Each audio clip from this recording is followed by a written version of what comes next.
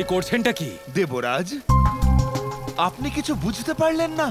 প্রভুর ধ্বনি শোনা যাচ্ছে দেবরাজ।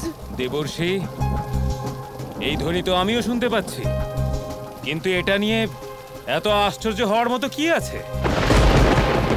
দেবরাজ, প্রভুর ধ্বনি শুধু আমরাই নয়, বরং সবাই প্রভুর ধ্বনি শুনতে পাচ্ছেন। এবারে আমাদের সাথে সাথে সমস্ত বৃন্দাবন প্রভুর ধ্বনি শুনতে পাচ্ছেন। এ কেমন মূর্খের মতো কথা বলছেন আপনারা সবাই? আপনারা আমার সাথে উপহাস করছেন না তো? হ্যাঁ, আমাকে দেখে কি মূর্খ বলে মনে হচ্ছে? এই সব তুচ্ছ সাধারণ বৃন্দাবনবাসীরা নারায়ণের বাণী কি করেই বা শুনতে পাবে? যখন কারোর অহংকার বেড়ে যায়, তখন সে মনুষ্য হোক কিংবা দেবতা, প্রভুর ধ্বনি তিনি শুনতে পান না। এমনকি তখন তিনি প্রভুর লীলাও দেখতে পান না। নারায়ণ নারায়ণ।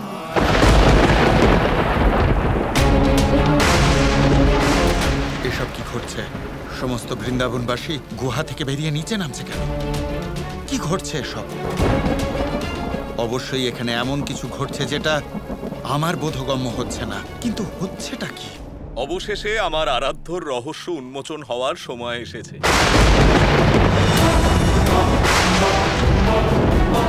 এবার সমস্ত বৃন্দাবনবাসী গোবর্ধন পর্বতের চারিদিকে গোল করে দাঁড়াও।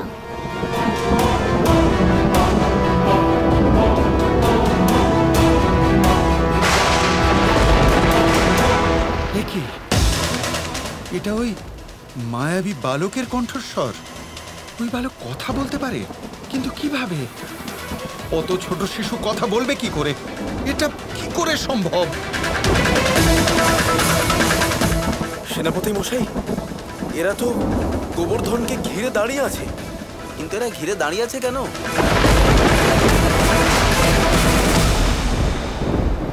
রাতারানী, এবার আমি যা করতে চলেছি তার জন্য আমার তোমাকে দরকার।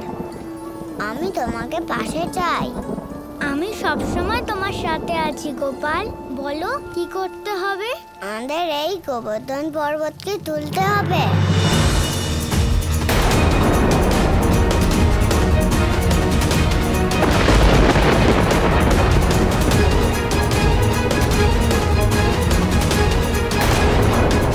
কি? গোপাল, তুমি গোবর্ধন পর্বতকে ওঠানোর কথা বললে?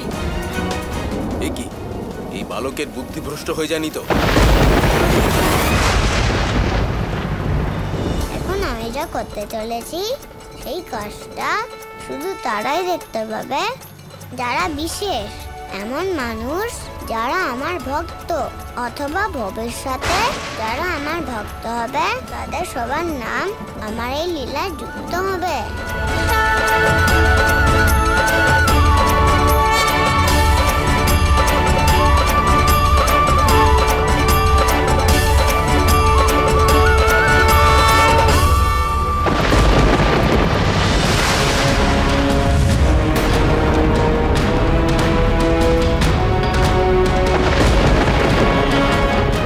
এবার আমি আমার বৃষ্টির তীব্রতা এমন বৃদ্ধি করব, এই দুষ্ট বৃন্দাবনবাসীদের সমস্ত খেলা মুহূর্তের মধ্যে শেষ হয়ে যাবে।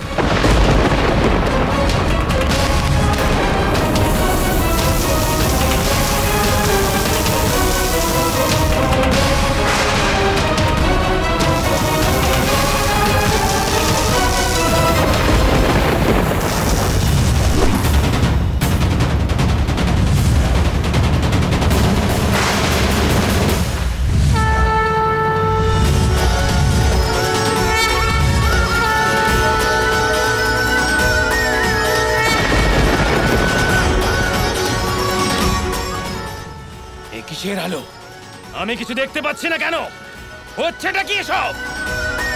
কে আছে ওখানে?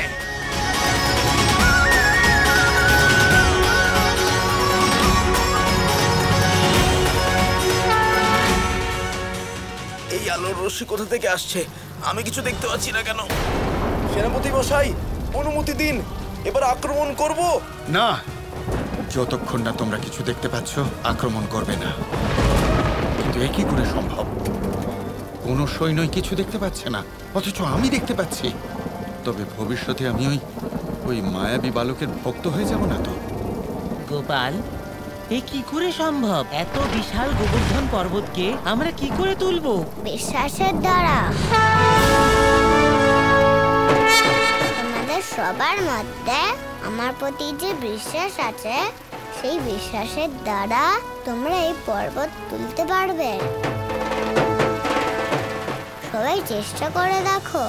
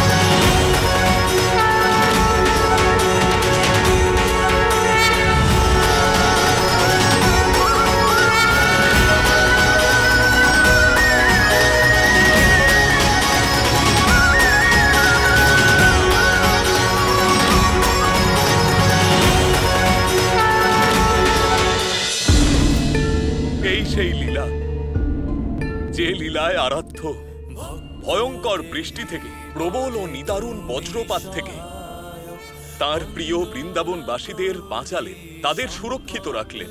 নারায়ণের এই অবতার তথা যশোদামা এবং নন্দবাবার পুত্র গোবর্ধন পর্বতকে তার কনিষ্ঠার দ্বারা তুলে ধরলেন। বন্দনা করি সংকট মোচন, প্রেমের পাঠ পড়ে যে মনোযোগে মুক্তি পায় সে ভববন্ধন থেকে। এ তো সত্যি অলৌকিক কাণ্ড। এখানে আমি ছাড়া আর কেউই এই দৈব দৃশ্য দেখতে পাচ্ছে না। কৃষ্ণ, আমি আজ পর্যন্ত আপনার বিরুদ্ধে গিয়ে আপনার সাথে দুর্ব্যবহার করেছি, আপনার সাথে ছলনা করবার চেষ্টা করেছি প্রভু। তবু আপনি এই দৈব লীলা দেখানোর জন্যে শুধুমাত্র আমাকে এই দিব্য দৃষ্টি কেন দিলেন প্রভু? আমি এর যোগ্য নই প্রভু। শুধু তাই নয়, আমি আপনার কোনো আশীর্বাদেরই যোগ্য নই প্রভু।